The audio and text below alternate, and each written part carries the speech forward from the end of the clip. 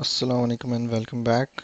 Today we are going to discuss about the framing, drywall, insulation and sheathing components of the structure of a typical house and see how we can estimate the related items. Okay, so let's open it up. Oops, frame drywall.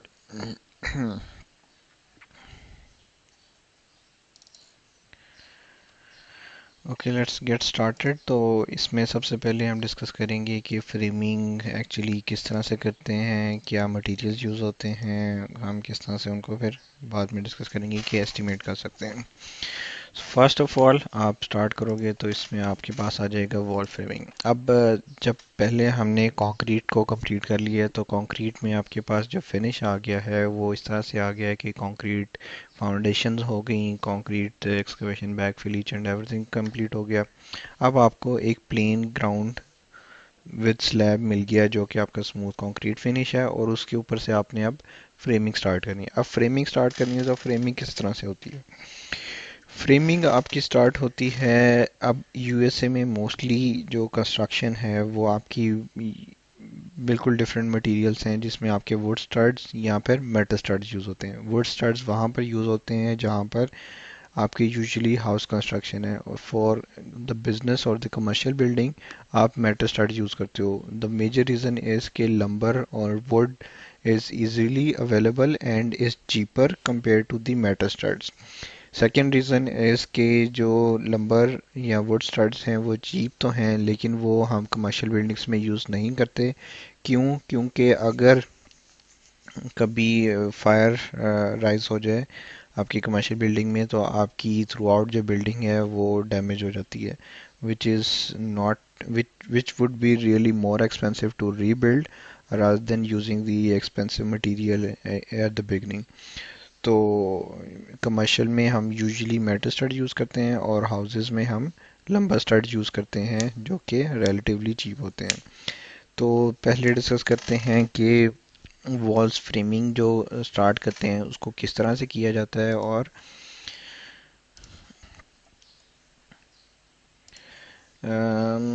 इस तरह से wall की construction की जाती है। ये this is the best example you can सी। सबसे पहले आपको ये येलो फिनिश कंक्रीट स्लैब कह लो आपको मिल गया, उसके ऊपर से आपके स्टड स्टार्ट होंगे। तो स्टड्स के लिए सबसे पहले आप क्या करते हो? सबसे पहले आप बॉटम प्लेट इंस्टॉल करते हो। बॉटम प्लेट क्या होती है? बॉटम प्लेट आपका सिंपल सा एक वुड स्टड है जो कि नीचे इंस्टॉल किया जाता है हॉरिजॉन्टली। ये वाला जो स्टड है ये आपका बॉटम प्लेट है और ये हॉरिजॉन्टली प्लेस किया जाता है using anchor bolts. Anchor bolts क्या होते हैं? एंकर बोल्ट्स कंक्रीट में एंकर बोल्ट्स फिक्स किए जाते हैं, ये चीज़ है। ये आपकी बॉटम प्लेट कंक्रीट स्लैब पर फिक्स कर दी गई है और उसके अंदर आपने एंकर बोल्ट्स लगा दिए हैं जो कि एक फिक्स डेफिनेट स्पेसिंग पे हम फिक्स करते हैं। ओके सो एक यहाँ पे इम्पॉर्टेंट चीज़ ये है कि ये जो आपकी बॉटम प्लेट होती है ये directly in contact with concrete होती है, तो इसलिए यहाँ पर कुछ स्पेशल सीजनिंग की जाती है वुड की जिसकी वजह से, ताकि ये मॉइस्चर प्रोटेक्शन की वजह से डैमेज ना हो। तो इसको हम प्रेशर रेटेड प्लेट कहते हैं या फिर सिल प्लेट कहते हैं या फिर सिंपली बॉटम प्लेट कहते हैं। तो इसलिए हम बॉटम प्लेट को बिल्कुल सेपरेटली क्वांटिफाई करते हैं। क्यों? क्योंकि इसकी सीजनिंग हुई होती है, इसकी ट्रीटमेंट हुई होती है जिसकी वजह से ये एक्सपेंसिव होती है as compare to other studs. Okay, अच्छा, फिर उसके बाद आपके वर्टिकल स्टड्स इन पे प्लेस किए जाते हैं और उनको यहाँ पर नील कर दिया जाता है। तो ये आपके वर्टिकल स्टड्स एक डेफिनेट स्पेसिंग पे प्लेस कर दिए जाते हैं। यू कैन सी हेयर कि ये कंक्रीट थी, उसके ऊपर आपने बॉटम प्लेट फिक्स की यूजिंग एंकर बोल्ट्स और उसके बाद आपने वर्टिकल स्टड्स इस पर प्लेस कर दिए और उनको यहाँ साइड से आपने नील कर दिया। तो इस तरह से ये फ्रेमिंग कंटिन्यू होती है। उसके बाद आपकी क्या आ जाती है? उसके बाद आपकी इसको कंप्लीट करने के लिए हम टॉप प्लेट यूज़ कर देते हैं। इसके टॉप पर हम टॉप प्लेट्स यूज़ करते हैं इस तरह से। पहले हमने बॉटम प्लेट की, फिर उसके बाद वर्टिकल स्टड्स किए और फिर उसके बाद हमने टॉप प्लेट इंस्टॉल कर दी। यहाँ पर शो हुआ था विद द बेस्ट पॉसिबल, ये है। तो इस तरह से ये आपकी टॉप प्लेट यहाँ पर शो हो गई। तो इस तरह से ये आपकी वॉल फ्रेमिंग कंप्लीट हो जाए। उसके अलावा कुछ स्टड्स होते हैं जो कि बिकॉज ऑफ देयर पोजीशन उनको सेपरेटली कॉल आउट किया जाता है। जैसे वुड है, वुड डोर है, डोर के ऊपर एक हेडर है, हेडर के ऊपर जो स्टड्स आते हैं उनको क्रिपल स्टड्स कहा जाता है। और जो इसके जैम्स पर आते हैं जो फुल हाइट होते हैं उनको किंग स्टड कहा जाता है, और जो इंटीरियर साइड पे होते हैं उनको जैक स्टड्स कहा जाता है। Is just for the knowledge, mostly हम इनको क्वांटिफाई नहीं करते, लेकिन whenever we need to quantify तो आपको याद होना चाहिए कि जैक स्टड्स क्या होते हैं, किंग स्टड्स क्या होते हैं। किंग स्टड्स वो होते हैं जो फुल हाइट होते हैं with the jam of the frame of the door, और जैक स्टड्स जो होते हैं वो हेडर हाइट तक होते हैं, और cripple studs which are at the top of the opening.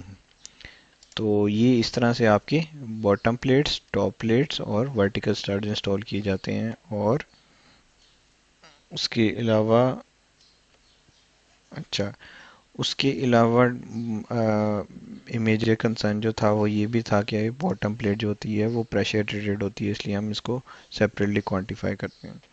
Okay, let's move next. तो यहाँ पर ये बताया हुआ था pressure treated bottom plate, sole plate, vertical studs at spacing. Usually जो स्पेसिंग यूज़ होती है वो 16 इंचेस होती है, यहाँ पे 24 इंचेस होती है। Then is the top plate, और फिर ब्लॉकिंग। ब्लॉकिंग इज़ जहाँ पर रिक्वायर्ड हो, आपने कोई ना कोई फिक्स करना है, कोई इक्विपमेंट या टीवी या वॉल पे कुछ भी आपने फिक्स करना है, तो आप एडिशनल फ्रेमिंग सपोर्ट के लिए ब्लॉकिंग इंस्टॉल कर they like this. With in the height of the wall आप कोई ना कोई ब्लॉकिंग मेंबर्स इंस्टॉल कर देते हो, ताकि आपने कुछ भी फिक्स करना है तो उसके लिए एडिशनल सपोर्ट आपको मिल सके। तो इस तरह से ये ब्लॉकिंग भी इंस्टॉल की जाती है। Otherwise simply it is bottom plate, vertical studs और उसके ऊपर top plate, and that's it. ये आपकी वॉल फ्रेमिंग हो जाती है।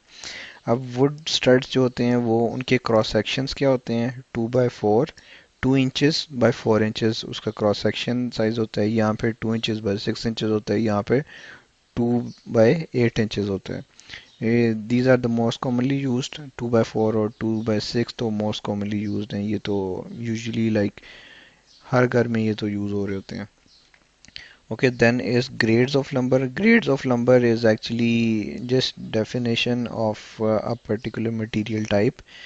टाइप भी नहीं कहेंगे, उसकी प्रॉपर्टी कहेंगे कि कुछ लंबर ग्रेड्स हैं। For example utility grade. Utility grade क्या होता है? यूटिलिटी ग्रेड इज़ एक्चुअली जो कि लोवेस्ट क्वालिटी ऑफ लंबर है उसको यूटिलिटी ग्रेड कहते हैं। स्लैग स्ट्रक्चरल नंबर 2 को कहा जाता है। Number 1 2 3 is by the quality.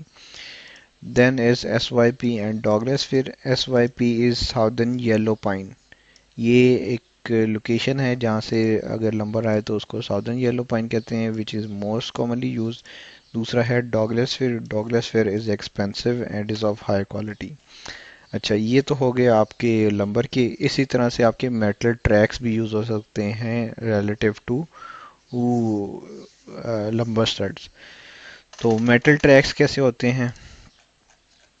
Metal studs, metal studs इस तरह से होते हैं। ये आपके मेटल स्टड्स हैं जिनमें भी क्या होता है, आपका बॉटम ट्रैक होता है, टॉप ट्रैक होता है, और उसमें वर्टिकल स्टड्स आते हैं। और उसी तरह इसका भी किंग स्टड होगा, जैक स्टड होगा, क्रिपल स्टड्स होंगे। क्योंकि ये लोकेशन के अकॉर्डिंग है, मटेरियल के अकॉर्डिंग इनको स्पेसिफाई नहीं किया हुआ।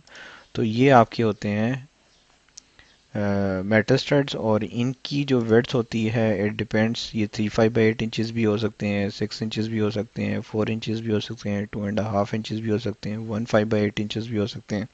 तो इट रियली डिपेंड्स कि कौन सा कहाँ पे इंस्टॉल करना है according to the needs and the structural engineer. तो ये आपके स्टड्स यूज़ होते हैं। और इसमें एक चीज़ इंपॉर्टेंट होती है, गेज। गेज क्या होती है? Gauge actually represents the thickness of the stud, thickness of the stud. अब जितना ज़्यादा गेज होगा उतनी थिकनेस ऑफ स्टड कम होगी। तो इसका मतलब ये है कि जितना गेज कम होता जाएगा उतनी थिकनेस स्टड की ज़्यादा होती जाएगी और उतनी उसकी प्राइस भी इंक्रीज़ होती जाएगी। तो हमें गेज मेंशन करना भी हमारे लिए ज़रूरी होता है। फिर है लेंथ ऑफ स्टड या हाइट्स। जो मार्केट में यूजुअली अवेलेबल होते हैं वो आपके 8 फीट से स्टार्ट होते हैं। 8 feet, 10 feet, 12 feet, 16 feet, 20 feet, up to whichever height is available in the market. तो जो मिनिमम अवेलेबल लेंथ होती है वो आपकी 8 फीट होती है। और यूजुअली क्या होता है, यूजुअली ये होता है कि यूजुअली नहीं बल्कि हमेशा ही ऐसे होता है कि आपके पास मार्केट अवेलेबल जितनी भी लेंथ होती है स्टड्स की वो इवन लेंथ होती है। तो इसलिए हम जब भी स्टड्स को क्वांटिफाई करते हैं तो अगर वो 9 फीट का होता है तो हम उसको 10 फीट में क्वांटिफाई करते हैं कि 10 फीट के आपने स्टड्स जितने परचेज करने हैं। देन एज वॉल फ्रेमिंग में कुछ एडिशनल भी आ जाते हैं विच आर कॉलम्स। कॉलम वो इनका क्रॉस सेक्शन डिफरेंट हो सकता है, 4 बाई 4 इंचज़ का हो सकता है, 8 बाई 8 इंचज़ का हो सकता है। इट रियली डिपेंड्स कि कहाँ पे इंस्टॉल हो रहा है, किस पर्पज़ के लिए यूज़ हो रहा है। फिर उसके बाद headers. Headers are more like lintels. Lintels अगर वुड के हों तो उसको हम हेडर्स कहते हैं। वुड के या मेटल के, इट डिपेंड्स कि आपकी किस तरह की फ्रेमिंग है। अगर तो वुड के स्टड्स हैं तो वुड फ्रेमिंग ही होगी, और अगर मेटल स्टड्स हैं तो मेटल की ही ब्लॉकिंग या हेडर्स होंगे आपके। Then is the beams. Beams इसी तरह जिस तरह हेडर है इसी तरह से बीम्स भी होती हैं। काफ़ी ग्लू लैम्प बीम्स होती हैं, और पीएसएल बीम्स होती हैं, एलवीएल बीम्स होती हैं। तो वुड के काफ़ी बीम्स होती हैं और उनका क्रॉस सेक्शन साइज मेंशन्ड होता है on the plans. Then is post. Post is more like columns. 2-3 lumber के स्टड्स को कंबाइन कर कर भी हम पोस्ट बना सकते हैं और वो प्लेस कर सकते हैं। ब्रैकेट्स। ब्रैकेट्स एक्सटीरियर पर यूज़ होते हैं जो कि आपको विद टाइम आइडिया हो जाएगा। Then is wall sheathing. Wall sheathing क्या होती है? Wall sheathing is actually, wall sheathing आपको गूगल पर ही शो करते हैं पहले। Wall sheathing. Wall sheathing is like boards which are installed on the exterior side of the building।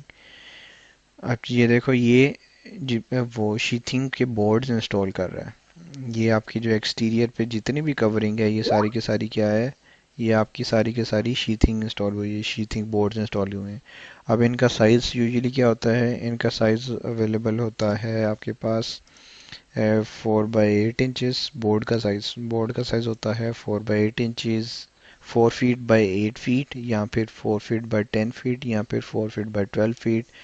It depends कि आपको किस साइज़ का स्टड शीथिंग बोर्ड रिक्वायर्ड है, तो उसके अकॉर्डिंग आप वो यूज़ करते हैं। लेकिन इनमें कुछ डिफरेंट टाइप्स आ जाती हैं। एक ओएसबी होती है, एक प्लाईवुड शीथिंग होती है, एक डेंस ग्लास शीथिंग होती है, एक जिप शीथिंग होती है। तो इन सब की डिफरेंट थिकनेसेस भी अवेलेबल होती हैं। For example this one is 7 by 16 inches, half inches, 5 by 8 inches, 3 by 4 inches, 1 inches. It really depends. As per plans आपको ये डिफाइंड होता है। अगर नहीं होता तो हम इनमें से एवरेज वैल्यू यूज़ कर लेते हैं, which is mostly half inches or 7 by 16 inches. Okay, so next is zip sheathing. Zip sheathing is a little bit unique. इसका पर्पस क्या होता है? इसका पर्पस ये होता है कि जब भी आप एक्सटीरियर साइड पर शीथिंग इंस्टॉल करते हो तो उसके ऊपर आप एक मॉइस्चर बैरियर या प्लास्टिक पेपर इंस्टॉल करते हो, ताकि जो एक्सटीरियर में अगर रेन होती है या वैसे ही मॉइस्चर में एयर में कोई मॉइस्चर है तो वो आपका पास थ्रू ना करे थ्रू द वुड फ्रेमिंग। तो इसलिए आप जो है उसके ऊपर प्लास्टिक पेपर इंस्टॉल करते हो ओवर द शीथिंग। लेकिन जो जिप शीथिंग है, जिप शीथिंग ऐसी शीथिंग है जिस पर आपको मॉइस्चर प्रोटेक्शन लगाने की ज़रूरत नहीं होती, और वो इस तरह से ग्रीन कलर का होता है एंड यू डायरेक्टली इंस्टॉल। और इट्स अ लिटिल एक्सपेंसिव, लेकिन ये ज़्यादा मॉइस्चर प्रोटेक्टिव और बेटर क्वालिटी का होता है। Next is moisture barrier. ये मॉइस्चर बैरियर मैंने आपको बता दिया, एक कंपनी है टाइवेक, वो मॉइस्चर बैरियर बनाती है जो कि हम एक्सटीरियर साइड पर शीथिंग के ऊपर इंस्टॉल करते हैं ताकि हमारा मॉइस्चर से कोई भी कंपोनेंट डैमेज ना हो। Then is insulation. अच्छा, अब हम देखता हूँ, मैं आपको बताता हूँ कि किस तरह से हम कंटिन्यू कर रहे हैं। हम कंटिन्यू इस तरह से कर रहे हैं कि सबसे पहले हमारे पास फ्रेमिंग थी, वॉल शीथिंग फ्रेमिंग। ओके, सो इस तरह से आपने पहले क्या किया, बॉटम प्लेट इंस्टॉल की, टॉप प्लेट इंस्टॉल की, वर्टिकल स्टड्स इंस्टॉल किए, ब्लॉकिंग इंस्टॉल किए, different type of studs install कर लिए जिससे आपकी फ्रेमिंग कवर होगी। अब फिर आपने किया उसकी एक्सटीरियर साइड पर जाके आपने बोर्ड्स शीथिंग इंस्टॉल करना स्टार्ट कर दी, जिसकी वजह से आपका एक्सटीरियर कवर हो गया। जब आपका एक्सटीरियर कवर हो गया इट मीन्स कि आपने शीथिंग इंस्टॉल कर ली और इस तरह से हो गया। अब आप इंटीरियर साइड पर आओगे और इन स्टड्स में इंसुलेशन को इनफिल करोगे। इंसुलेशन किस लिए यूज़ होती है? इंसुलेशन यूज़ होती है फॉर साउंड इंसुलेशन या फिर थर्मल इंसुलेशन, ताकि जो टेम्परेचर है वो भी क्रॉस ना हो और इंसुलेशन भी साउंड ना साउंड भी ना पास थ्रू हो और आपका टेम्परेचर भी मेंटेन रहे। अब इंसुलेशन की टाइप्स को डिफाइन करते हैं, तो इंसुलेशन में आपके पास आ जाता है open cell insulation and close cell insulation. Open cell insulation means कि जिसमें जो इंसुलेशन के आपके मटेरियल है वो लूजली या फिर काफ़ी गैप्ड हैं उसके जो आपके पार्टिकल्स हैं। लेकिन क्लोज सेल में क्या होता है कि they are more like closer और वो हार्ड होती है, तो ये ज़्यादा इंसुलेट करती है। तो इसको एक दफ़ा देख लेते हैं। Open open cell insulation, open cell insulation is like this, ये देख रहे हो आप, ये काफ़ी ओपन है, गैप्स हैं इसमें। और close cell insulation, close cell insulation जो कि ज़्यादा हार्ड होती है और वो क्लोज़र होती है। ठीक है, ये आप देख सकते हो यहाँ पर, ये आपकी होती है क्लोज सेल इंसुलेशन जो कि is more harder as compare to the open cell insulation. Then we have is faced insulation and unfaced insulation. Sometimes क्या होता है कि हम इंसुलेशन को कवर कर देते हैं which it becomes faced insulation, और समटाइम्स उसको हम अनकवर्ड रखते हैं तो विच इज़ अनफेज्ड इंसुलेशन। अब ये इंसुलेशन के ऊपर ये प्लास्टिक पेपर है तो इसको हम कहते हैं फेज्ड इंसुलेशन, और अगर ये अनकवर्ड हो तो उसको हम अनफेज्ड इंसुलेशन कहते हैं। लाइक दिस, ये आपकी फेज्ड इंसुलेशन है, और यहाँ पर अगर इसको अनफेज्ड इंसुलेशन सर्च करें तो अनफेज्ड इंसुलेशन इज़ दिस वन, जो कि ओपन होती है, जिसके ऊपर प्लास्टिक रैप नहीं होता। ठीक है, this one is open unfazed insulation. Okay, then next we have is R value of insulation. R value is simply resistance value of insulation. It means कि हर इंसुलेशन एक पर्टिकुलर रेजिस्टेंस रखती है कि वो इस पर्टिकुलर लेवल ऑफ इंसुलेशन को maintain रख सकती है। For example, close cell insulation है और ओपन सेल इंसुलेशन है। अब आपको आइडिया है कि ओपन सेल इंसुलेशन जिसमें गैप्स होते हैं थोड़े से ज़्यादा, और जो क्लोज सेल है उसमें वो इट्स लिटिल हार्डर और क्लोज्ड मॉलिक्यूल्स होते हैं जिसकी वजह से वो इंसुलेशन हार्ड होती है। तो resistance value of close cell insulation is more and open cell insulation is less. Means cell open cell insulation कम इंसुलेट कर सकती है, उसकी आर वैल्यू कम होगी, जबकि क्लोज सेल इंसुलेशन ज़्यादा कर सकती है तो उसकी आर वैल्यू ज़्यादा होगी। यूजुअली क्या होता है कि डिफाइन इस तरह से किया जाता है कि आर वैल्यू जो है वो एक स्पेसिफिक थिकनेस के लिए, फॉर एग्जांपल 1 इंचज़ के लिए ये इंसुलेशन टाइप इतनी आर वैल्यू रखती है। फॉर एग्जांपल, लेट से एक इंसुलेशन जो है वो 1 इंचज़ के लिए आर वैल्यू उसकी 3 है, तो अगर वो 3 इंचज़ थिक होगी तो उसकी आर वैल्यू 9 हो जाएगी। क्यों? क्योंकि 1 इंचज़ के लिए आर 3 थी, फिर दोबारा से 1 इंचज़ और ऐड हो गया तो आर 6 होगी, और नेक्स्ट पेयर पे आर 9 होगी। तो ये आपके पास इस तरह से आर वैल्यू डिफाइन की जाती है, और आर वैल्यू ये होती है। अब यूजुअली आर वैल्यू 4 इंचज़ के लिए आर 13 होती है और 6 इंचज़ के लिए आर 19 होती है यूजुअली, लेकिन ये चेंज हो सकती है।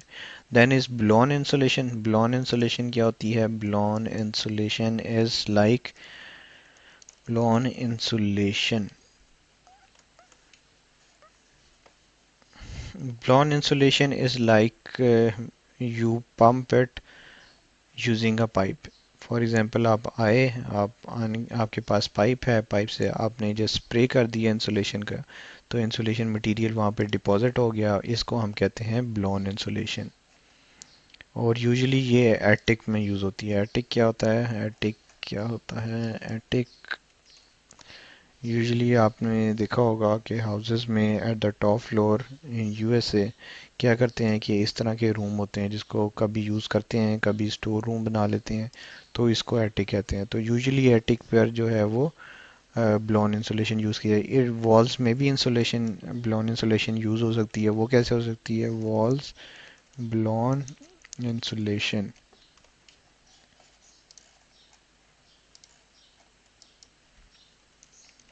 Walls blown insulation, walls blown insulation is like कि आप इस तरह से प्लास्टिक कोटिंग कर देते हो, फिर आप उसमें एक कट बनाते हो और उसमें इंसुलेशन ब्लो कर देते हो लाइक दिस। ये प्लास्टिक रैप किया हुआ है, आपने पाइप इंसर्ट किया और उसमें इंसुलेशन ब्लो कर दी तो वो इनफिल हो जाएगी। और उससे अपने ये जैसे इसमें किया हुआ है, प्लास्टिक पेपर है और इसमें, और एग्जांपल इसमें ये भी है।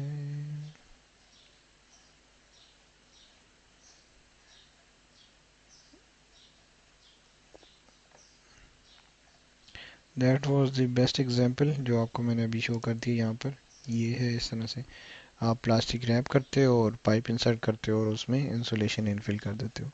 या फिर ये देखो, ये प्लास्टिक आपका पेपर है और उसमें आपने पाइप इंसर्ट किया और फिल कर दिया, तो ये आपकी ब्लॉन इंसुलेशन होगी। Next is batt insulation. Batt insulation को सिंपली साउंड अटेन्यूएशन बैट्स का होता है, ऐसे भी लिखा होता है, एकूस्टिकल इंसुलेशन लिखा होता है, एकूस्टिक बैट इंसुलेशन लिखा होता है। तो सिंपली बैट इंसुलेशन क्या है? Batt insulation is like rolls. Batt insulation, batt insulation ये आपकी बैट इंसुलेशन होती है विच कम्स इन रोल्स। आप उसको सिंपली क्या करते हो, इस तरह से रोल्स आते हैं और आप उसको स्टड्स के अंदर फिक्स कर देते हो। सर्टेन लेंथ ऑफ इंसुलेशन, ये इस तरह के रोल्स होते हैं आपके पास और आप उसको ओपन करके विद इन द स्टड्स जितनी उसमें स्पेसिंग होती है उसमें से इंस्टॉल कर देते हो। और वैसे ही इस पे इंसुलेशन की वैल्यू लिखी भी हुई है R13, तो इट मीन्स इसकी इंसुलेशन आर वैल्यू R13 है। और ये आपके बैट इंसुलेशन इंस्टॉल हो रहे हैं। One important thing here as batt insulation को जब इंस्टॉल किया जाता है तो इसकी भी विड्थ होती है। लाइक फॉर एग्जांपल अगर आपकी start to start spacing 16 inches है तो ये आपके पास इंसुलेशन उसी विड्थ की होगी। अगर 24 इंचज़ है तो फिर आपके पास ये 23 इंचज़ की इंसुलेशन होगी जो आप इसमें इनफिल कर दोगे। इसी तरह से अगर 16 इंचज़ है तो 15 इंचज़ विड्थ की आपके पास इंसुलेशन होगी। और लेंथ वो डिपेंड करती है मार्केट अवेलेबिलिटी पे कि आप कौन सी लेंथ बाय करना चाहते हो। तो यूजुअली वही होगी जो कि स्टैंडर्ड आपकी होती हैं, 8 फीट होगी, 9 फीट होगी, 10 फीट होगी।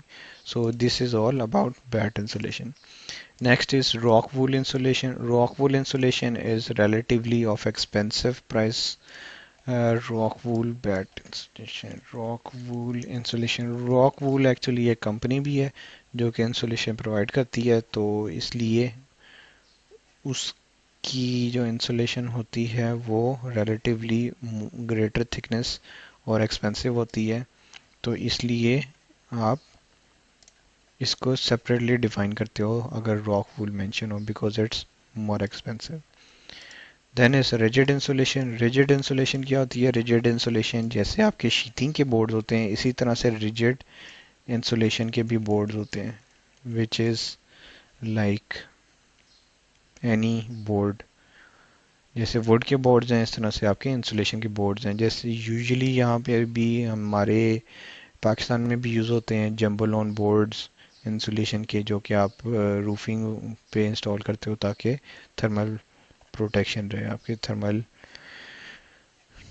थर्मली कंट्रोल रहे। तो ये आपकी इंसुलेशन बोर्ड होते हैं रिजिड इंसुलेशन जो एक्सटीरियर पर यूजुअली इंस्टॉल किए जाते हैं। एक्सटीरियर में अराउंड दी एक्सटीरियर रूफिंग पर या एक्सटीरियर वॉल्स पर या फिर कंक्रीट में भी यूज़ किए जाते हैं कंक्रीट प्लेस करने से पहले। तो कंक्रीट में जो प्लेस किए जाते हैं वो कंक्रीट कॉन्ट्रैक्टर की रिस्पॉन्सिबिलिटी होती है, वो वही कवर करता है। जो वॉल्स में होती हैं वो वॉल फ्रेमर की होती है, और जो रूफ पे होते हैं वो रूफिंग कॉन्ट्रैक्टर की होती है।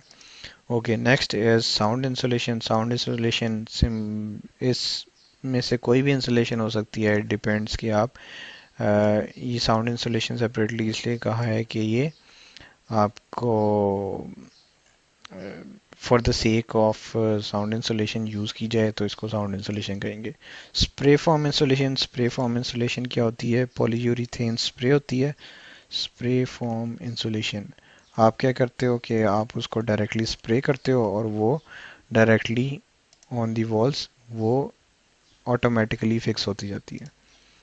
जैसे ये आप सिंपली स्प्रे करोगे और वो स्वेल होकर इंसुलेशन उसमें फिल हो जाएगी, और फिर आप उसके ऊपर जिप्सम बोर्ड इंस्टॉल कर दोगे। सो अभी तक हमारा जो कवर हो गया है उसमें हमने कवर कर लिया है स्टड्स। स्टड्स की फ्रेमिंग कर ली, एक्सटीरियर साइड पर हमने शीथिंग कर ली, फिर हम इनसाइड में आए और इनसाइड में आके हमने इंसुलेशन इनफिल कर ली। अब इनको कवर करने के लिए हम ड्राई वॉल इंस्टॉल करते हैं, या फिर ड्राई वॉल में काफ़ी डिफरेंट टाइप ऑफ मटेरियल्स आ जाते हैं, जिसमें मोस्ट कॉमन यूज़ आपका जिप्सम बोर्ड है, वो वॉल्स में भी और सीलिंग्स में भी। तो अभी हमने क्या कर लिया है, वॉल्स, फ्रेमिंग, देन फिर उसके ऊपर हमने शीथिंग शीथिंग और उसके अंदर इंसुलेशन, और अब इसके ऊपर हम इंस्टॉल करेंगे gypsum board. So let's move out to gypsum board. Dry wall. Dry wall में आपका यूज़ होता है जिप्सम बोर्ड। जिप्सम बोर्ड वैसे ही है जैसे आपकी शीथिंग होती है, लेकिन ये इसकी थिकनेस कम होती है। Gypsum board. जिप्सम बोर्ड आपका ये सिंपल एक बोर्ड होता है जो कि आपका इंस्टॉल किया जाता है, पाकिस्तान में भी यूज़ होता है, all around the world use होता है। It's not such a very unique item. तो ये हमें आइडिया होना चाहिए कि ड्राई वॉल एक्चुअली होता क्या है। सिंपल ये बोर्ड्स होते हैं, तो इनको वॉल्स पर इंस्टॉल किया जाता है। ये जिप्सम बोर्ड आपका इंस्टॉल हुआ हुआ है, और इसके बाद आपकी थ्रू आउट ये वॉल कवर हो जाती है, एक प्रॉपर वॉल आपको शो होती है। ओके, उसके बाद ग्रीन बोर्ड। ग्रीन बोर्ड क्या होता है कि जहाँ पर मॉइस्चर होता है वहाँ पर ग्रीन बोर्ड यूज़ किया जाता है। रेगुलर ड्राई वॉल आपके बाकी सब एरियाज पे होता है, और जहाँ पे मॉइस्चर होता है वहाँ पर ग्रीन बोर्ड होता है। ग्रीन बोर्ड क्यों कहते हैं? क्योंकि इसका कलर ही ग्रीन होता है। Green board, gypsum, green gypsum board आपका मॉइस्चर प्रोटेक्शन के लिए यूज़ होता है, और वो इस तरह से होता है, same like any other gypsum board but green in colour, और ये मॉइस्चर प्रोटेक्शन, मॉइस्चर की वजह से ये डैमेज नहीं होता। इनके साइजेस क्या अवेलेबल होते हैं? वही बोर्ड का साइज़ होगा 4 फीट बाई 8 फीट, या 4 फीट बाई 10 फीट, या 12 फीट, या 16 फीट। इसी तरह से जिप्सम बोर्ड की जो थिकनेस होती है वो होती है 1/4 इंचेस, 1/2 इंचेस, 5/8 इंचेस, या 1 इंचेस। और जो 5/8 इंचेस होता है वो आपके पास कभी भी मेंशन हो लाइक 5/8 इंचेस, या टाइप एक्स, या fire rated, these are all the same gypsum board. और इसको हम हमेशा से 5/8 इंचेस लिखेंगे, क्योंकि यूएसए में कुछ स्पेसिफिक कोड्स हैं, लाइक विंड कोड्स हैं, फायर कोड्स हैं। तो फायर कोड्स को सेटिस्फाई करने के लिए जिप्सम बोर्ड इंस्टॉल ही मैन्युफैक्चर ही इसी पर्पज़ के लिए किया हो गया है कि वो फायर कोड्स को सेटिस्फाई करे, मतलब उसमें आग ना लगे। तो फायर रेटेड जिप्सम बोर्ड है, इट मीन्स कि ये 5/8 इंचेस जिप्सम बोर्ड ही है। देन इज़ ग्रीन बोर्ड, ये भी हमने डिस्कस कर लिया। फिर उसके बाद शिप लैब बोर्ड्स होते हैं। शिप लैब बोर्ड्स क्या होते हैं? वो भी आपकी वॉल कवरिंग होती है। Ship lab boards, ship lab boards इस तरह के होते हैं, it's more like finish material, जो कि आपके इंटीरियर साइड पर या एक्सटीरियर में कहीं पे भी ये इंस्टॉल किए जा सकते हैं। उसके बाद आपके पास आ जाते हैं सीलिंग्स। सीलिंग्स क्या होती हैं? Ceilings obviously the under side of the roof is called ceiling, जो कि आपके ऊपर विजिबल होती हैं। तो वहाँ इन सीलिंग्स पर भी ड्राई वॉल इंस्टॉल किया जाता है, और ड्राई वॉल में आपके पास जिप्सम बोर्ड ही होता है। जिप्सम बोर्ड रेगुलर आप 5/8 इंचेस यूज़ करते हो, यहाँ पर थिकनेस जो भी डिफाइन की हो। तो वॉल्स और सीलिंग्स दोनों पर हम ड्राई वॉल इंस्टॉल करते हैं। Next is ACT ceilings. ACT ceilings क्या होती हैं? ACT ceilings are ACT ceilings आप ऑफिसेज में देख सकते हो यूजुअली। तो ये होता है, ग्रिड होता है और उसमें जिप्सम बोर्ड की टाइल्स इंस्टॉल की जाती हैं जिसको हम एसीटी कहते हैं। तो ये भी ड्राईवॉल का पार्ट होती है, हमने एसीटी भी कवर करनी होती है। Okay, then is resilient channels. Resilient channels क्या होते हैं? रेजिलिएंट चैनल्स हमने पहले डिस्कस किए हैं, मेटल स्टड्स या वो स्टड्स। आप देखते हैं रेजिलिएंट चैनल्स क्या होते हैं। रेजिलिएंट चैनल्स बहुत ही कम थिकनेस के स्टड्स होते हैं मेटल के यूजुअली, जो कि आप इंस्टॉल करते हो और उनके ऊपर फिर जिप्सम बोर्ड इंस्टॉल करते हो। इस तरह से इनको जी चैनल्स या हेड चैनल्स या फरिंग चैनल्स कहा जाता है। तो आप ये इंस्टॉल करते हो और उसके ऊपर फिर जिप्सम बोर्ड फिक्स करते हो। इसकी रीज़न क्या होती है कि जब आप स्टड्स के ऊपर रेजिलिएंट चैनल इंस्टॉल करते हो और फिर उसके ऊपर जिप्सम बोर्ड इंस्टॉल करते हो, तो इससे क्या होता है कि आपका एक थोड़ा सा एयर गैप रह जाता है बीच में, जिसकी वजह से आपकी जो साउंड इंसुलेशन है वो और इंक्रीज़ हो जाती है। या फिर अगर कोई भी आप नॉक करो जिप्सम बोर्ड को, तो उसकी जो इंसुलेशन या फिर साउंड इंसुलेशन होगी वो रिलेटिवली ज़्यादा होगी कंपेयर टू अगर आप रेजिलिएंट चैनल्स इंस्टॉल ना करो। तो रेजिलिएंट चैनल्स भी हम क्वांटिफाई करते होते हैं और इनका पर्पस ये होता है ताकि आपकी इंसुलेशन बेटर हो सके। Okay, then is furring walls. Furring walls क्या होती हैं? फरिंग वॉल्स ये होती हैं कि अगर आपके पास कंक्रीट या सीएमयू की वॉल है और आप चाहते हो कि उस पर जिप्सम बोर्ड का फिनिश है, तो आप वहाँ पे फरिंग इंस्टॉल करते हो। तो फरिंग चैनल्स यही होते हैं जो कि मोर लाइक रेजिलिएंट चैनल्स। तो फरिंग वॉल अगर आप मेंशन करो यहाँ पर, तो यू कैन सी कि फरिंग वॉल में आपके पास क्या आता है। आपके पास इस तरह से वॉल है, वॉल के ऊपर आप फरिंग चैनल इंस्टॉल करते हो और ये वुड के फरिंग चैनल्स इंस्टॉल हुए हैं यहाँ पे।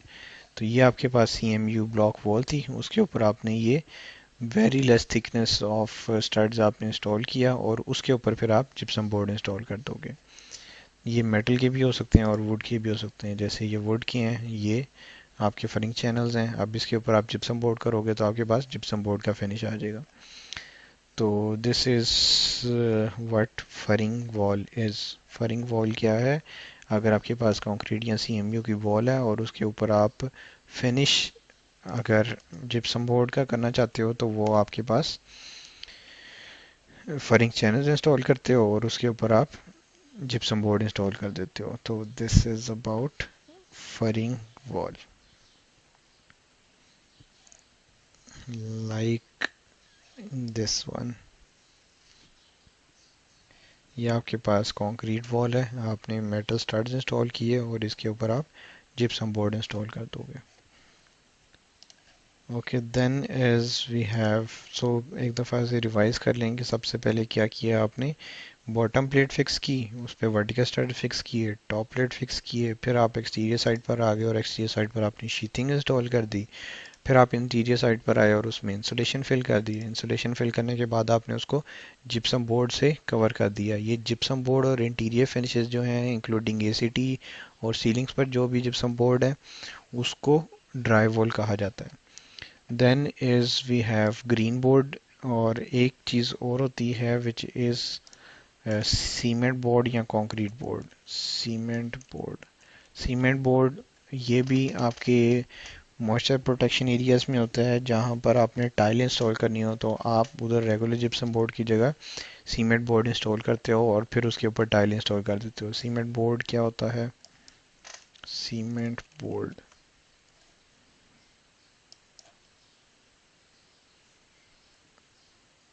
Cement board is this one. ये भी उसी साइज में अवेलेबल होता है, सीमेंट बोर्ड। सीमेंट बोर्ड भी उसी साइज में अवेलेबल होता है, 8 feet by 4 feet, 8 feet by 10 feet, 12 feet. It really depends. Then as we have something related to the drywall, which is hang, tip and float and texture. Hang means simply आपने drywall को जब studs के ऊपर install कर दिया using the nails, तो उसको आप नेल्स या स्क्रूज उसको आप हैंग कहते हो।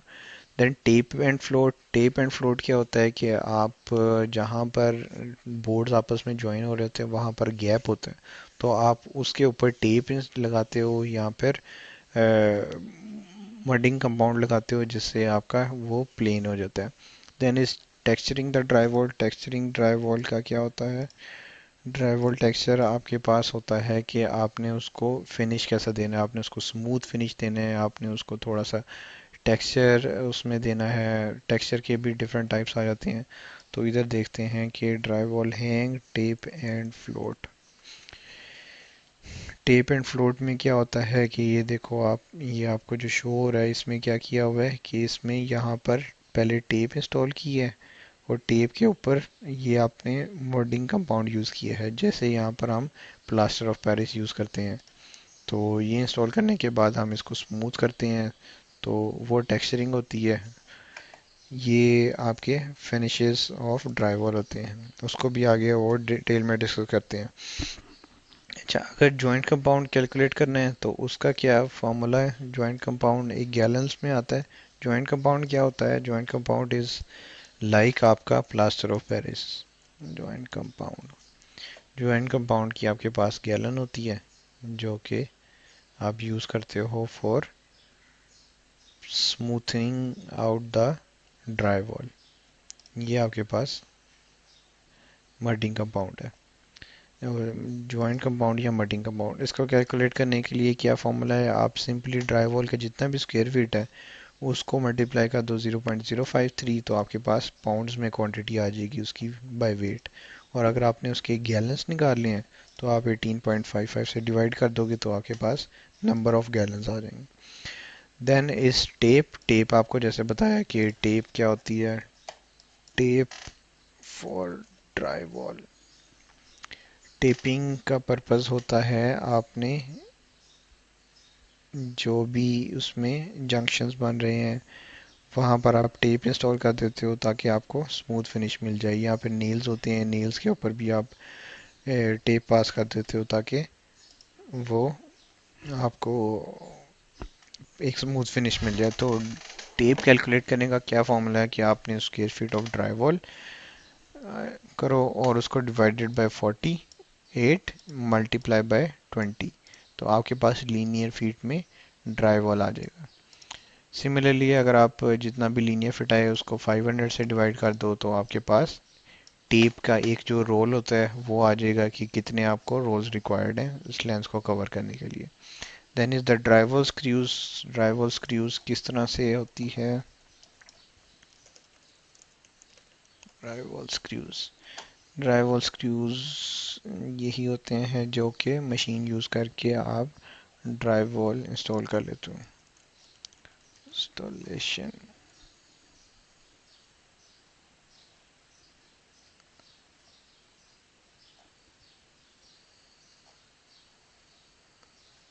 ये इस तरह से आप बैटरी पावर्ड मशीन यूज़ करते हो जिससे आप स्क्रूज नेल करते जाते हो स्टड्स में ऑफ ड्राई वॉल। तो ये आपको आइडिया हो गया कि टेपिंग क्या होती है, टेक्सचर क्या होती है। ये आप यूट्यूब या गूगल पर सर्च भी कर सकते हो जिससे आपको और इन्फॉर्मेशन और आइडिया हो जाएगा। नेक्स्ट इज ड्राई वॉल के फिनिश लेवल्स होते हैं। ड्राई वॉल के जो फिनिश लेवल्स होते हैं उनका क्या मतलब होता है? Level zero is no finishing. जब आपने ड्राइवल जस्ट इंस्टॉल किया है और ये उसने नील कर दिए हैं तो ये आपका लेवल ज़ीरो है।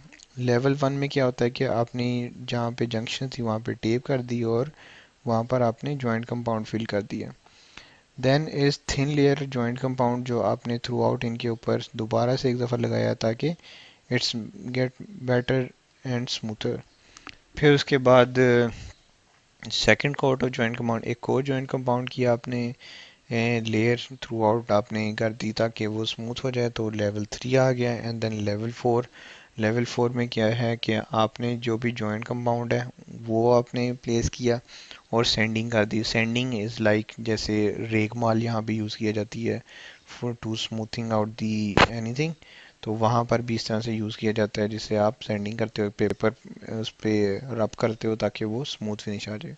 और स्किम कोट इज़ लाइक क्या आपने एक ना एक ये प्राइमर यू कैन से आप primer, yes primer you can say कि आपने एक लेयर कोटिंग कर दी जिससे आपका बिल्कुल स्मूथ फिनिश मिल गया, और उसके ऊपर आप फिर इंस्टॉल कर दोगे। फिर इट्स रेडी कि आप पेंट करना चाहो या टाइल लगाना चाहो। तो this is about dry wall. So then is Excel. हम एक्सेल में आप देखते हैं कि इसको किस तरह से हमने क्वांटिफाई करना है और प्रोजेक्ट में हम किस तरह से करेंगे। होपफुली बेसिक्स आपको समझ आ गई होगी। So let's move out to the project. Project हमारा है Kimberly Lane we were doing. तो ये आपके पास ओपन हो गया। इसमें एक इंफॉर्मेशन ये भी है कि आपके पास जो स्टड्स हैं, यूजुअली आपको मैंने बताया कि मार्केट में इवन लेंथ में अवेलेबल होते हैं, लेकिन कुछ इस तरह से भी मैनेज किया जा सकता है कि फॉर एग्जांपल आप कहते हो कि मैं स्टड्स परचेज करूं पहले 10 फीट के, फिर साइट पर लेके जाऊं और साइट पर उनको कट करूं और फिर मैं 9 फीट के स्टड्स बनाकर इंस्टॉल करूं।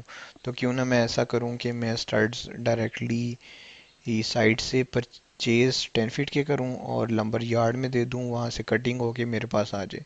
तो इट डिपेंड्स कि क्लाइंट की डिमांड क्या है, कॉन्ट्रैक्टर क्या चाह रहा है कि मुझे आप जो स्टड्स कैलकुलेट करके दो वो आप ईच में करके दो नंबर ऑफ काउंट्स में, या फिर आप मुझे उसको लेंथ में करके दो, या फिर आप मुझे उसकी स्पेसिफिक लेंथ के निकाल के दो। फॉर एग्जांपल अगर 9 फीट है तो हम यूजुअली 10 फीट में उसको कन्वर्ट करके काउंट्स देते हैं। अदरवाइज वो कहता है कि मुझे 9 फीट के ही एग्जैक्ट चाहिए, तो फिर हम उसे 9 फीट के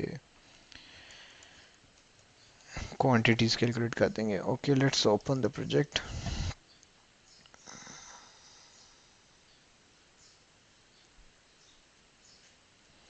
सो वी हैव, हमने इसमें क्या कर लिया हुआ है, हमने इसकी कंक्रीट कर लिया। अब उसके ऊपर ये सारी की सारी फ्रेमिंग आपकी स्टार्ट होगी। अब फ्रेमिंग में क्या है कि आपने पहले कंक्रीट किया और उसके बाद हमने देखा कि यहाँ पे CMU वॉल्स बन रही थी। तो आपकी जो वुड फ्रेमिंग स्टार्ट होगी वो आप सेकंड स्टोरी से स्टार्ट होगी, not from the ground. Ground पर उसने CMU वॉल्स इंस्टॉल कर दी और उसके ऊपर से फिर जिप्सम बोर्ड की उसने वॉल स्टार्ट कर दी। अब जिप्सम बोर्ड्स को किस तरह से हम क्वान्टिफाई करते हैं, यूजुअली क्या होता है कि हमें वॉल्स पर पार्टीशन वॉल टैग्स लगाए होते हैं। पार्टीशन वॉल टैग्स का क्या मतलब है कि जैसे ये वॉल है, इस पे टैग लगाकर उसने डिफाइन किया होगा ये वॉल टाइप ए है, या फिर यहाँ पे टैग लगा किया होगा वॉल टाइप बी है। तो इस तरह से यहाँ वॉल टाइप 1 है या वॉल टाइप कुछ भी है, तो वॉल टाइप इस तरह से डिफाइन किया। बट इस प्रोजेक्ट में उसने हमें पार्टीशन वॉल के टैग्स नहीं दिए। तो हम कुछ सेक्शंस चेक करेंगे जैसे ये हैं, तो हमें आइडिया होगा कि इनमें क्या क्या मटेरियल डिटेल्स यूज़ हो रही हैं। तो नेक्स्ट अगर हम जाएं ड्राइंग्स में तो हमें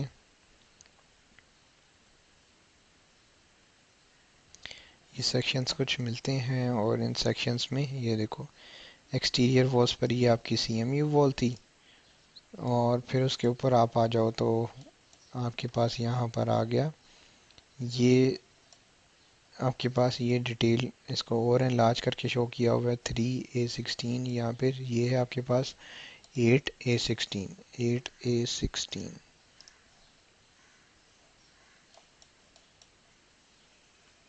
8A16। तो इसमें हमें पता लगता है कि इसमें क्या हो रहा है।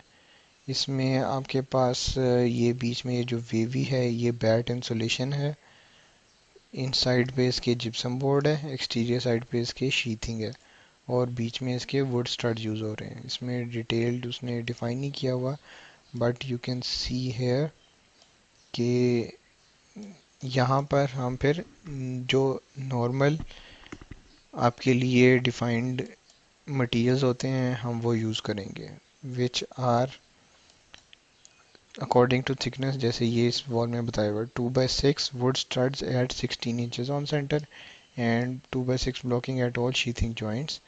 उसके अलावा R30 ब्लॉन इंसुलेशन यूज़ हो रही है इसमें, और उसके अलावा 3x4 inches thick rigid insulation, यहाँ पर 3x4 inches thick sheathing use हो रही है। और इसके इंटीरियर साइड पर नॉर्मली जैसे जिप्सम बोर्ड होता है तो वैसे ही हम उसको यूज़ करेंगे। एक फ्लोर की हम क्वांटिफाई करते हैं कि क्वांटिटीज़ कैसे आपने कैलकुलेट करनी है। लेट्स से ये हमारा फर्स्ट फ्लोर है। तो फर्स्ट स्टेप इज़ आप इसको स्केल करोगे 1/4 इंच इज इक्वल टू 1, और एक दफ़ा कंफर्म करोगे आप कहीं से भी कोई डायमेंशन नहीं है, ये डायमेंशन गिवन है। अगर आपको डायमेंशन नहीं गिवन तो आप क्या करोगे, आप डोर से चेक कर सकते हो। डोर इज़ यूजुअली 3 फीट या 2 फीट 6 इंचेस, तो अगर ये सेटिस्फाई करता है तो इट मीन्स कि इट इज़ ओके। तो आप क्या करोगे, अब ये आप यहाँ पे आपने वॉल्स क्वांटिफाई करनी। अब ये जो एक्सटीरियर थी ये तो हमने CMU में कवर कर ली। अब जो इंटीरियर है ये आपकी स्टड वॉल्स होंगी। तो यहाँ पर हम चेक करते हैं, ये है 6 इंचेस, और इसी तरह से ये भी है आपके पास 6 इंचेस, और ये वाली जो वॉल्स हैं ये हैं 4 इंचेस। तो हम किस तरह से इसको क्वांटिफाई करेंगे, हम करेंगे लीनियर।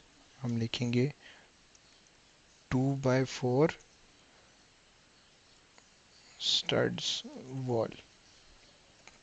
ओके, सो यहाँ पर हम कर देंगे पार्टीशन वॉल्स 2/4 स्टड्स। तो हम यहाँ पर ये लीनियर फिट में मार्क कर देंगे जितनी भी लेंथ है 4 इंचेस थिक वॉल की।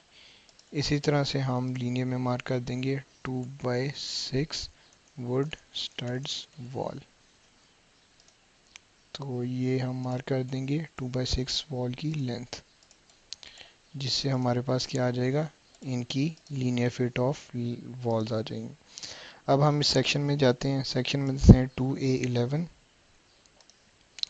2A11 में आप देखोगे कि आपकी जो लेवल है उसकी हाइट क्या है, तो 1/4 इज इक्वल टू 1, और इसकी अगर आप हाइट देखो स्टड्स की, तो ये आपके पास बन रही है 10 फीट 4 इंचेस। इट मीन्स के स्टड्स आपका यहाँ पर जो यूज़ होगा वो 12 फीट का होगा। क्यों? क्योंकि आप 12 फीट का परचेज़ करोगे और इसे कट करके इस लेंथ में कन्वर्ट करके इसको इंस्टॉल करोगे। सिमिलरली ये आपके पास ये भी 2/6 वॉल है, तो इसको भी आप इस तरह से 2/6 वॉल कर दोगे, और यहाँ से ये भी ओपनिंग्स हम एक्सक्लूड नहीं करते होते क्योंकि आपके डोर्स के ऊपर भी फ्रेमिंग होती है वॉल्स की। तो आप क्या करोगे, आप यहाँ पर यूज़ करोगे, अब ओपन करते हैं एक्सेल शीट और उसमें देखते हैं कि कैसे हमने इसको इनकॉर्पोरेट करना है। तो let's open the sheet which we were already using.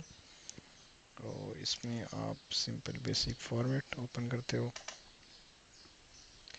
आप इसमें जो आपके आइटम्स आते हैं वो आएंगे डिवीजन 6 में, ये आपके पहले से कवर्ड है। तो आप यहाँ पर इसको कर दोगे इस तरह से, आप इसको कर दोगे 2/4 इंटीरियर स्टड्स वॉल्स, और एक कर दोगे आप 2/6 इंटीरियर स्टड्स वॉल्स। तो इंटीरियर में और एक्सटीरियर, इंटीरियर में आपके पास, अच्छा यहाँ पर आप फिर लिखोगे, अब वॉल की कंपोजिशन क्या क्या होती है। सबसे पहले आपके पास आ जाएगी bottom plate 2/4 pressure treated plate, pressure treated और bottom plate. Then is 2/4 top plate. Then is 2/4 studs at 16 inches on center. ये आपको डिटेल्स गिवन होती हैं, या फिर ये यूजुअली जनरली भी यही यूज़ होता है, तो इसलिए मैं ये बाय एक्सपीरियंस मेंशन कर रहा हूँ। Then is 5/8 inches dry wall या gypsum board on the interior side on one side. Then is for example sheathing 7/16 inches plywood sheathing, और उसमें इंसुलेशन भी यूज़ होती है।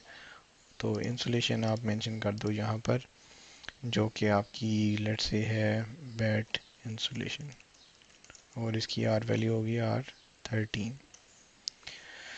ओके, सो इसमें आपके पास जो वॉल है उसकी लेंथ 2/4 वुड स्टड्स है जो कि 33 है। तो आप यहाँ पे बॉटम प्लेट की लेंथ क्या होगी, वो भी 33 होगी। टॉप प्लेट की लेंथ वो भी 33 होगी अगर डबल नहीं है। यूजुअली क्या होता है कि टॉप प्लेट दो प्लेट्स को मिलाकर एक प्लेट बनाकर इंस्टॉल किया जाता है, तो इसकी लेंथ इसमें इनकी उस केस में डबल हो जाती है। Then is studs at 16 inches on center, तो आप क्या करोगे 33 जो लेंथ है डिवाइडेड बाय 1.33, तो ये आपके पास ईच में क्वांटिटी आ जाएगी। और यहाँ पर आप मेंशन कर दोगे कि हाइट क्या है 12 feet high. Then is insulation, insulation को हम स्क्वायर फीट में करते हैं, तो जो वॉल की लेंथ है multiply by the height, height आपकी 10.33 है, तो ये स्क्वायर फीट में आ गया। Gypsum board on one side, gypsum board को भी हम स्क्वायर फीट में यूजुअली करते हैं, तो स्क्वायर फीट में करने के लिए आप क्या करोगे length of the wall multiply by the height, तो ये आपके पास स्क्वायर फीट में जिप्सम बोर्ड आ जाएगा। और इसी तरह से एक्सटीरियर साइड पर शीथिंग आ जाएगी। तो आप इसको इस तरह से करोगे और यहाँ पर इसमें linear feet then each then square feet and square feet, और इसको आप फॉर्मेट पेंटर से फॉर्मेट मैच कर दोगे। एंड देन यहाँ पर आप शीट मेंशन कर दोगे जहाँ पर आपने मार्किंग की है A02। तो इस तरह से आपकी ये पार्टीशन वॉल्स कवर हो जाएंगी। इसी तरह से आप 2x6 interior stud walls cover use करोगे। ओके, इसमें एक मैं मिस्टेक कर ली है, वो ये है कि ये इंटीरियर वॉल है, तो इंटीरियर वॉल जो है उस पर शीथिंग नहीं इंस्टॉल होती, बल्कि उसकी दोनों साइड्स पर जिप्सम बोर्ड यूज़ होता है। तो यहाँ पर आप करोगे gypsum board on both sides. तो इसकी जो आपकी क्वांटिटी है उसको 2 टाइम्स कर दोगे तो दोनों साइड्स पर आपका जिप्सम बोर्ड कवर हो जाएगा। यूजुअली क्या होता है कि डिफरेंट लेयर्स भी यूज़ होती हैं। लेयर्स मींस के नंबर ऑफ बोर्ड जो हैं वो एक दूसरे के ऊपर प्लेस किए जाते हैं, तो इसमें जो है वो जस्ट सिंगल लेयर है, ये हमें डिटेल से शो हो जाता है। तो इस तरह से आप सारी की सारी वॉल्स मार्क कर लोगे। सिमिलरली आप क्या करोगे, आप नेक्स्ट फ्लोर लेवल पे भी, आपने फर्स्ट फ्लोर किया, नेक्स्ट फ्लोर लेवल पे भी आप इसी तरह से मार्किंग को कंटिन्यू कर लोगे। जिसमें 2x4 स्टड वॉल्स हैं, तो आपकी ये जो इंटीरियर हैं ये मुझे 2x4 स्टड वॉल्स लग रही हैं, तो मैंने इनको 2x4 की लेंथ में मार्किंग किया, तो वो उसी में लेंथ ऐड हो गई। इसी तरह से 2x6 वुड स्टड वॉल है। अब यहाँ पर 2x6 would stud wall interior है, लेकिन यहाँ पर 2x6 वॉल एक्सटीरियर है। इंटीरियर और एक्सटीरियर में क्या डिफरेंस है, इंटीरियर में दोनों साइड्स पर जिप्सम बोर्ड इंस्टॉल होता है और इंसुलेशन कभी होती है कभी नहीं होती, लेकिन एक्सटीरियर में वन साइड एक्सटीरियर पे इंसुलेशन होती है, एक्सटीरियर पर शीथिंग होती है, इंटीरियर साइड में जिप्सम बोर्ड होता है, उसमें इंसुलेशन होती है और उसमें स्टड्स होते हैं। तो आप 2x6 वुड स्टार लिए इंटीरियर वाले में कवर नहीं करोगे, बल्कि 2x6 एक्सटीरियर के लिए आप सेपरेट से इसको बनाओगे 2x6 एक्सटीरियर स्टड वॉल्स। तो इस तरह से आप ये मार्किंग करोगे इसकी 2x6 exterior stud walls. Remember कि हम ओपनिंग्स को एक्सक्लूड कर नहीं करते, क्योंकि उनके ऊपर और नीचे भी फ्रेमिंग हो रही होती है। तो ये आपकी एक्सटीरियर वॉल आ जाएगी। इसी तरह से आपकी एक और बन जाएगी जिसमें आप एक्सटीरियर वॉल यूज़ कर लोगे। तो ये आपकी this is how we calculate the quantities for walls framing. Next is आपने जिप्सम बोर्ड मार्क करना है ऑन द सीलिंग्स। आप सीलिंग्स के लिए आपको रिफ्लेक्टेड सीलिंग प्लान गिवन होता है। रिफ्लेक्टेड सीलिंग प्लान क्या होता है, जिसमें शो किया होता है कि सीलिंग्स पर क्या इंस्टॉल होगा। अब इसमें हमें गिवन नहीं है, तो हम सेक्शन से चेक करेंगे। सेक्शन में चेक करें तो हमें डिटेल मिलती है ये, जिसमें हमें ये शो हो रहा है कि इसमें क्या क्या हो रहा है। ये आपकी है, इसमें वो कह रहा है कि आपके पास ये है सिंपली सेइंग कि इसके भी यहाँ पर जिप्सम बोर्ड यूज़ होता है। आई थिंक सो इसमें गिवन होगा हमें 3A16 3A16